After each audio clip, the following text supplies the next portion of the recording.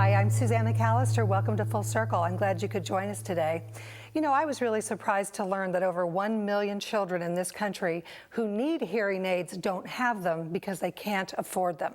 Well, on today's program, we'll hear about one foundation that is helping to bridge the gap. But first, to talk a little bit more about hearing loss as we age, is Susan Reardon. It is always a pleasure to have her here. She is one of the sponsors of our program. She is an audiologist and the owner of Hear Here. Good to have you back. Thanks, Suzanne. You know, you've been so helpful on the show, but also when we talk to each other in between programs. You sent this article from a chapter in a book called Turning Back the Clock, Train Your Mind, Change Your Brain. And in it, they talk about neuroplasticity. Tell me what that's all about. Well, plasticity in itself means that something can change. And neuroplasticity means that we can change the brain that we have. We can make it better, we can make it healthier, and actually by doing activities and keeping it well stimulated, we can actually grow new neurons and better synapses and connections.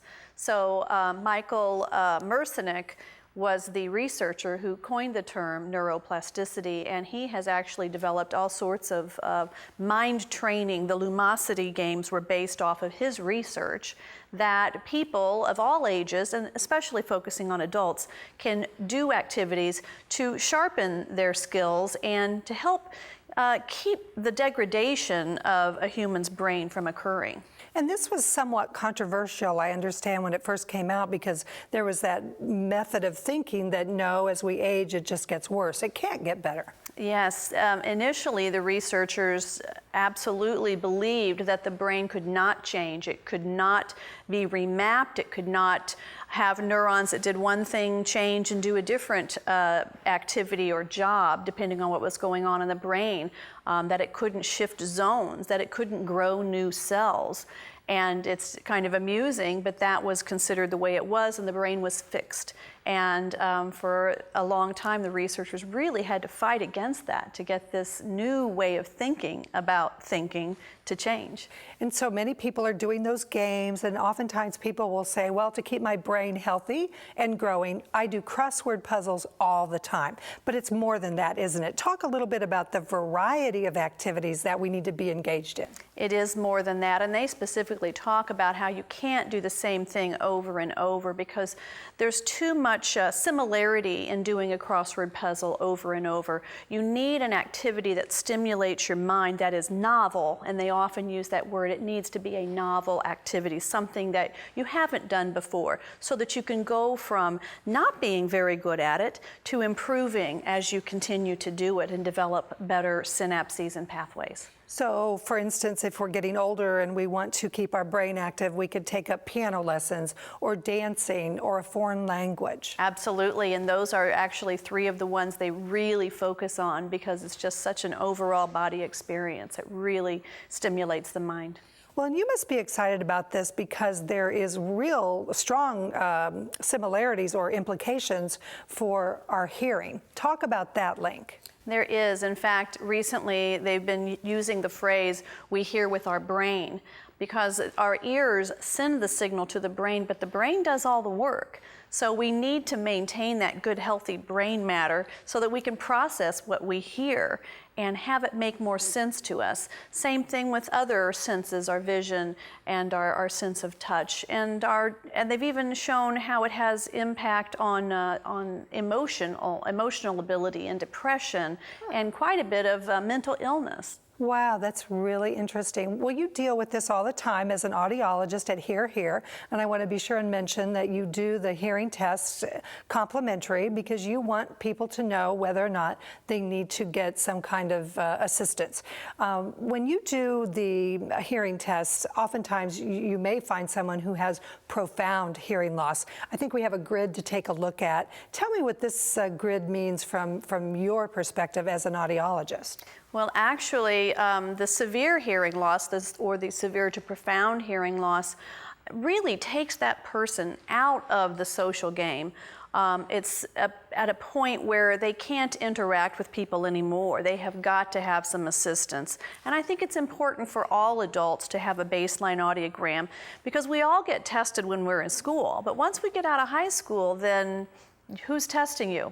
You're not getting that tested, you don't know where you stand, and you can continue to lose hearing. Well, if our audience at home tuned in when you were here last, you actually put me through a hearing test, and there were a little few things we weren't quite sure about. I came to your office. It was a wonderful experience, and we realized that having a hearing test in a television studio was not exactly the best thing, because I ended up having pretty good hearing. Pretty good. Little bit going on in the highs, but not as bad as we had suspected here in the studio.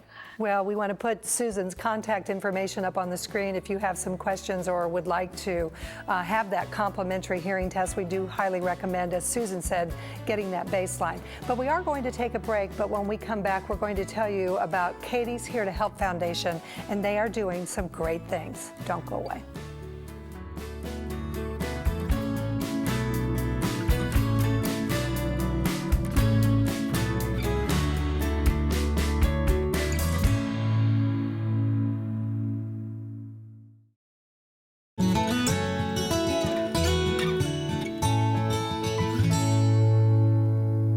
We are back, and we're continuing our conversation with audiologist and owner of Hear Here, Susan Reardon. Joining us now, we have Kelly DiBenedetto. She is the founder of Katie's Here to Help Foundation, and I welcome you to the program as well. Thank you. So first of all, tell me who Katie is. Katie is my daughter. She is 11 years old, just last August. And so you learned early on that she was having some hearing issues. Absolutely. We learned at newborn screening that Katie did not pass her newborn screening. After some additional testing, we learned that Katie had a minor hearing loss in her right ear. And that's how we became to meet Susan. At 6 months of age, Susan fitted Katie with her first hearing aid. And Katie has had progressive hearing loss since then. Now Katie wears 2 cochlear implants. She's considered profoundly deaf and is doing great. Now, Susan, is this a rare case? I mean, for a child to be fitted for what seemed like a minor loss, and then it really progressed into profound hearing loss? It is definitely not very common. I have not come across many children who have started with a mild loss and progressed. I've had a few. Most children, if they have hearing loss, they're born with a significant amount of hearing loss, and then that usually remains pretty stable for a while. Years and years can potentially get all the way through school before we start to see any decrease in their hearing. But Katie's case was very unusual. We started out not even sure we were going to fit her with a hearing aid because she was borderline normal, and then we just kept watching her hearing results get worse and worse and worse. So we then would have to go with a stronger and stronger hearing aid until we reached the point where a hearing aid couldn't help, which is then when we transition into the cochlear implant. Okay, so I'm curious, Kelly, from your perspective, how important that early diagnosis and intervention was for her now as an 11-year-old. Unbelievably important, and I think many people tell us how great Katie's speech is, and had we not started speech early, she started speech before she was 1 year old, which some people are like, they're not even talking, but really working on those listening skills and really working on that intervention and keeping up with everything was very important, and largely what I contribute her success to today.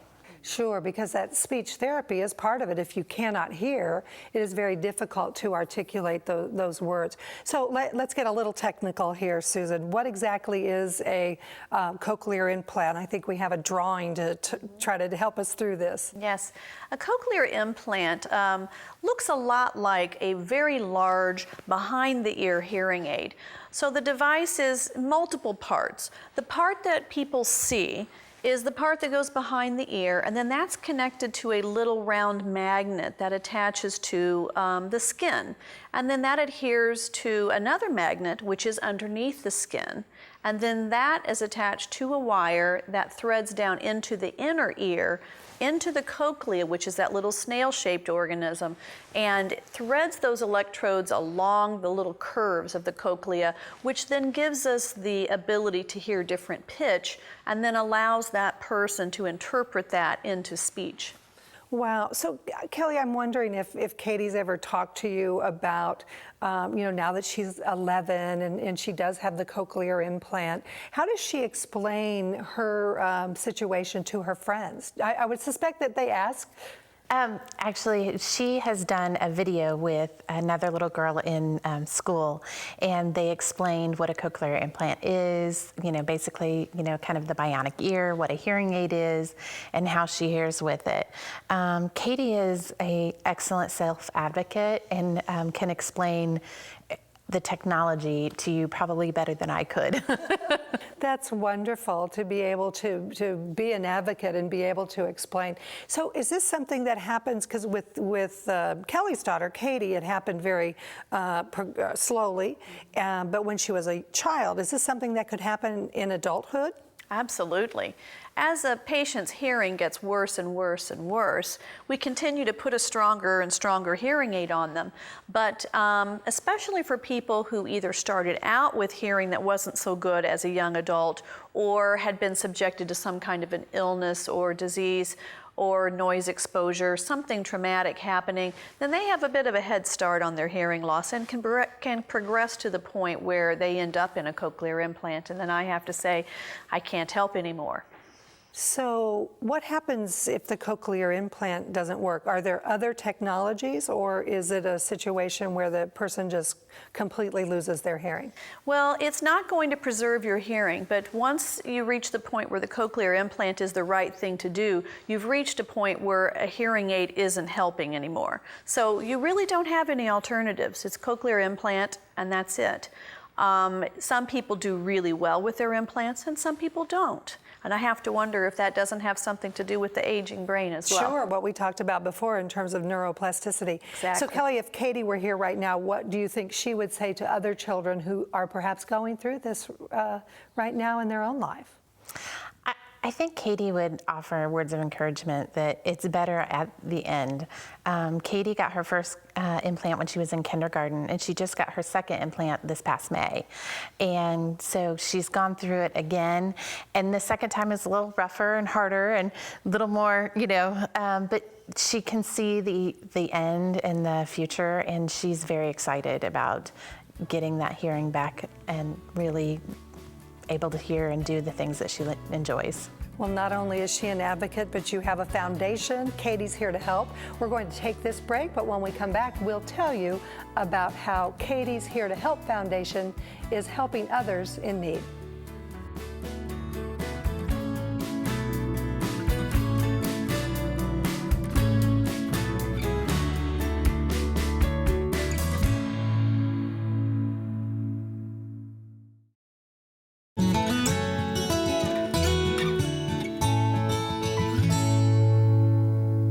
Welcome back. If you know of someone who is losing their hearing but they're unable to afford hearing aids, then we have some valuable information for you, and we will give you information about Katie's Here to Help Foundation. We're continuing our conversation with Susan Raridan. She is on the board of that foundation, and Kelly DiBenedetto is the founder because of her daughter, Katie. So what is the mission of the foundation, Kelly?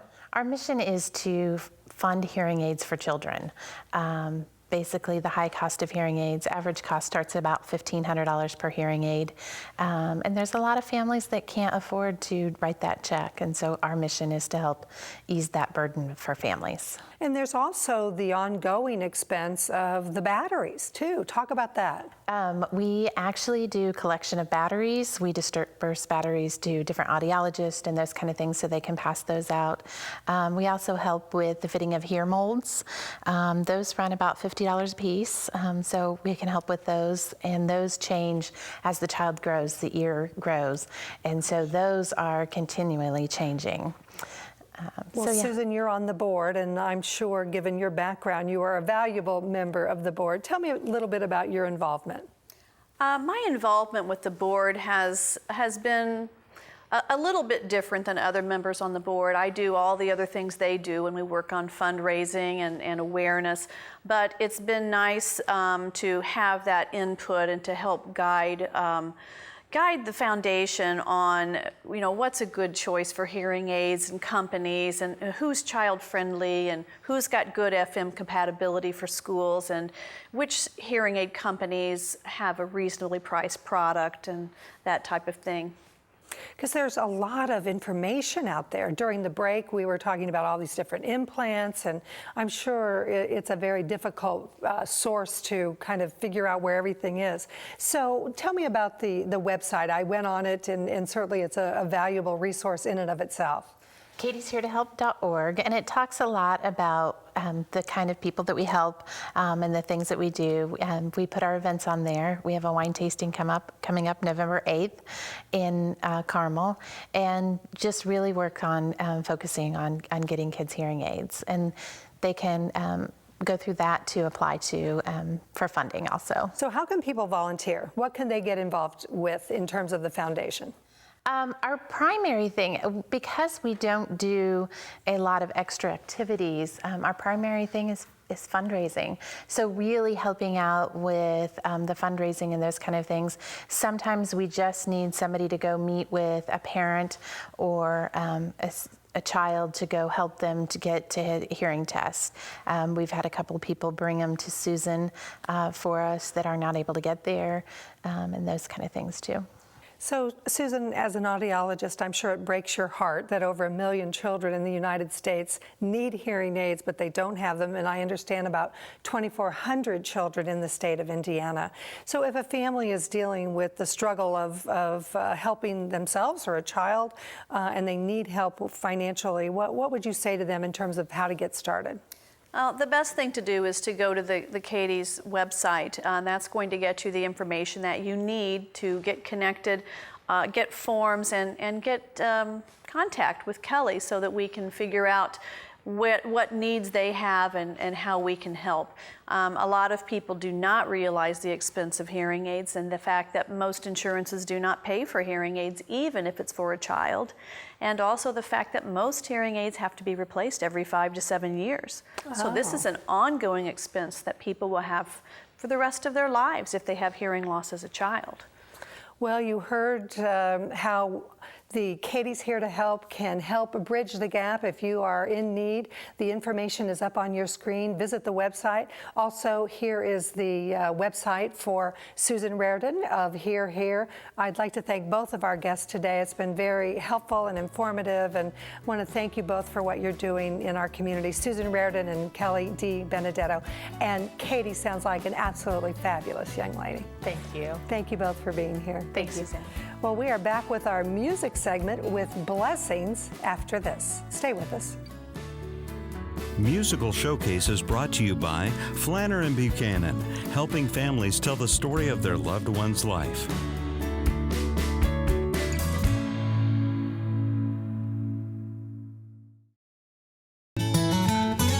Musical Showcase is brought to you by Flanner and Buchanan, helping families tell the story of their loved one's life. Welcome back. In our music segment today, we have Annie Widener. She's going to perform Blessings. And you know, it's a blessing to come to you every week. I'd like to thank all of the folks here at LaCie Broadcasting that make this show possible, and thank you for tuning in. I'm Suzanne McAllister. We'll see you next time, Full Circle. We pray for blessings. We pray for peace. Comfort for family, protection while we sleep. We pray for healing, for prosperity. We pray for your mighty hand to ease our suffering. 'Cause what if your blessings come through raindrops? What if your healing comes through tears? And what if 1,000 sleepless nights are what it takes to know you're near? And what if trials of this life are your mercies in disguise?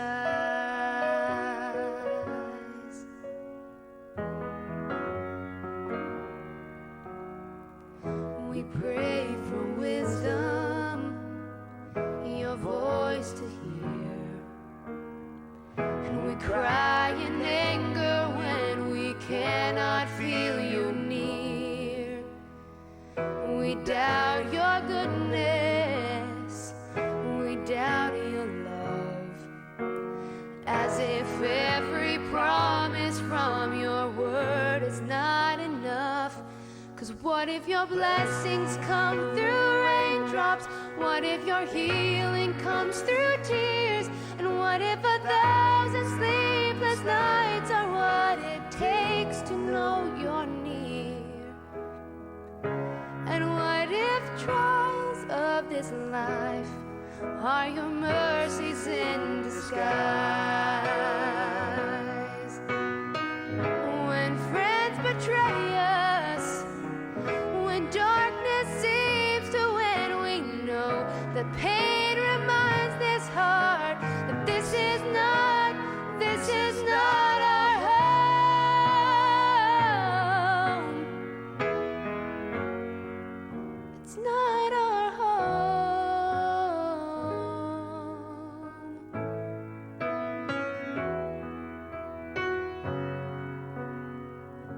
'Cause what if your blessings come through raindrops? What if your healing comes through tears? And what if 1,000 sleepless nights are what it takes to know you're near? What if my greatest disappointments or the aching of this life is the revealing of a greater thirst this world can't satisfy? And what if trials of this life... Closed captioning provided by Hear Hear. Hear Hear, discrete hearing solutions at affordable prices. 317-731-5386.